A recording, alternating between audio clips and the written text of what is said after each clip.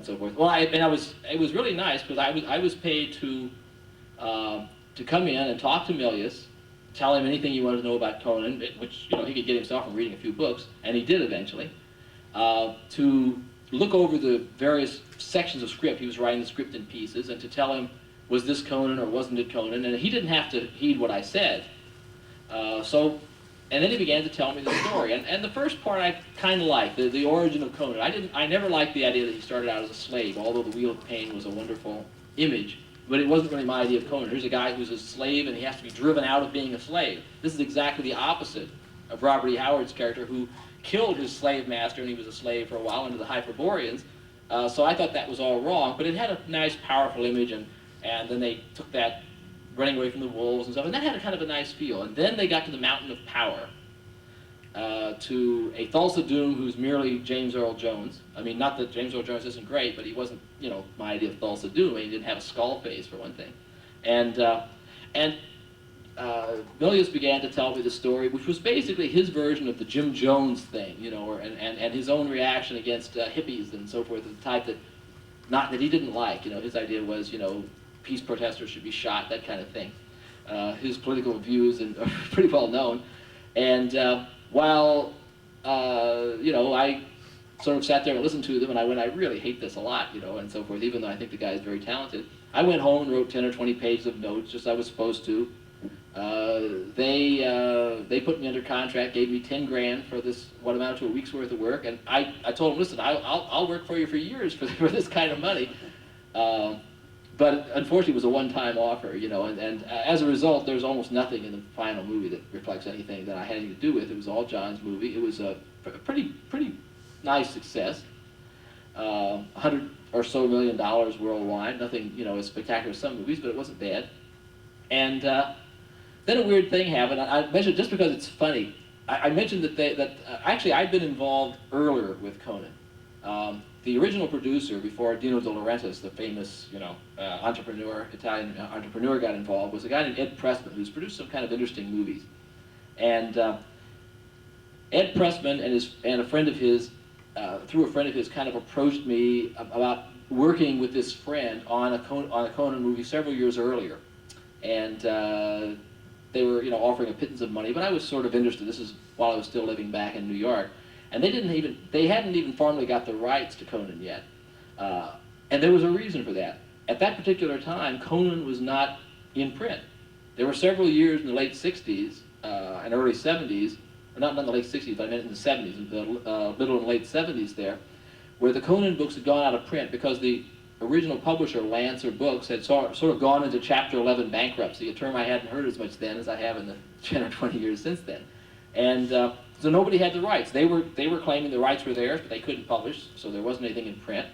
And also there was a disagreement because I think that there were just various disagreements between Glenn Lord as the literary agent for the Robert E. Howard estate, and L. Sprague de Camp, and Lynn Carter, who had written some other Conan stories and completed others.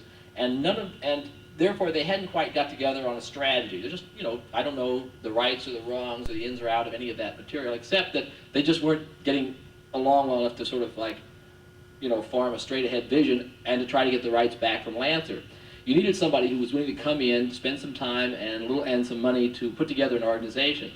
So the next thing there is one now. It's called Conan Properties Incorporated. Glenn Lord is a member representing the estate, and L. Sprague de Camp is a member, and there's a lawyer in a penthouse in New York, who was one of the main people, and a couple of other people here and there. And they got together, and as a result of this, suddenly Conan could be sold to the movies again. There was the cloud of whether the thing was it in public domain, was it, who had the rights, what did you have the rights to? If you had the right to Conan, did you have the right to anything about Conan? What about the L. Sprague de Camp stories, etc., etc.? So as a result, they then began to work on the movie, and there were 3 people who were talked about as being Conan first. Schwarzenegger was in the running from the very beginning because of the strength of the 2 movies, Stay Hungry and Pumping Iron, in which he didn't really, do that much except just be a present, but he obviously had a personality that came out, and he looked right. I wrote recently, so maybe some of you read, who the other 2 were. One of them was Charles Bronson, they were going to start, you remember that the first 2 Conan stories in prose, if you've ever read this, the history of the thing, were actually stories of Conan as a king.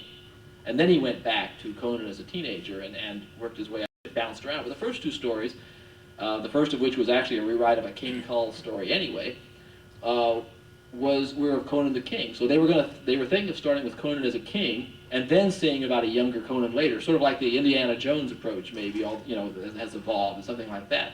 Or the Butch Cassidy and the Sundance Kid, and then they tried to do that with them.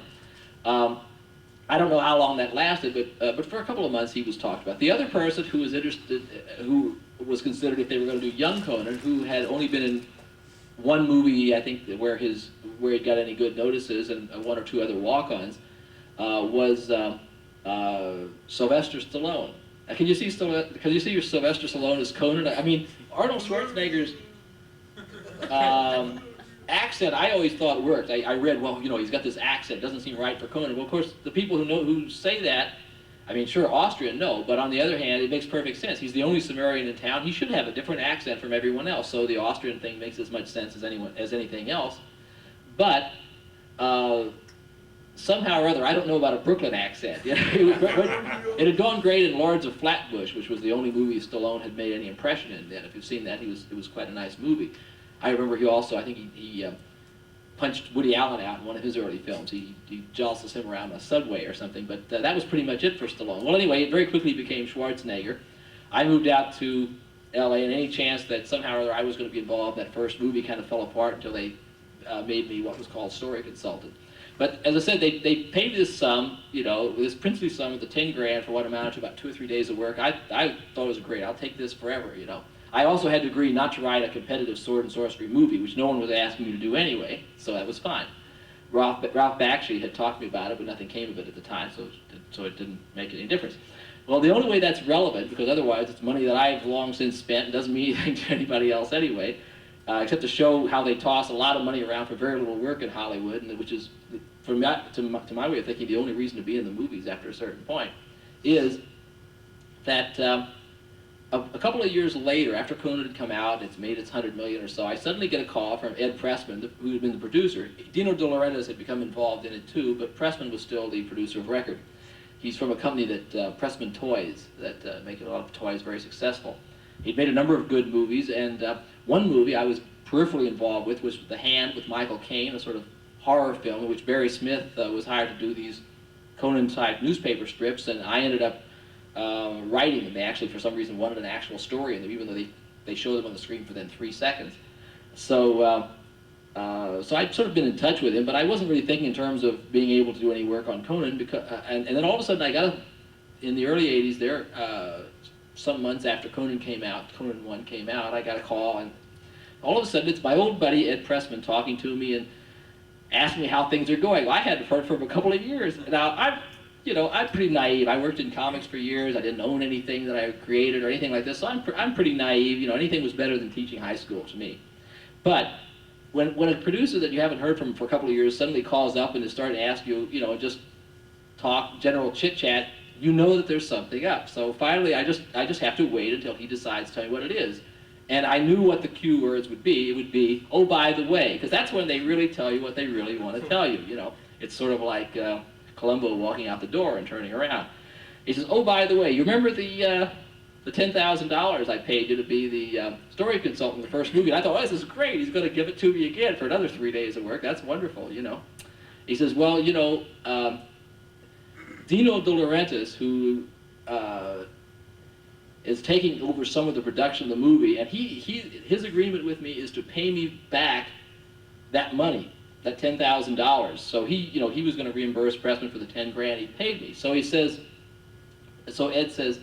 the only thing is, he sent me a check, but it's made out to you. So then I see what it really is. Pressman's standing there with this $10,000 check he wants to cash, but it's made out to me. And am I going to be really nice and sign it over, or am I going to, say, well, it's made out to me, and everything, and let him go back and, or I said, well, listen, I'm not, just send somebody over with it, I'll sign it, turn it over to you, it's okay with me, just, I think it took maybe 15, 20 minutes or something for somebody to show up at my door, with the check.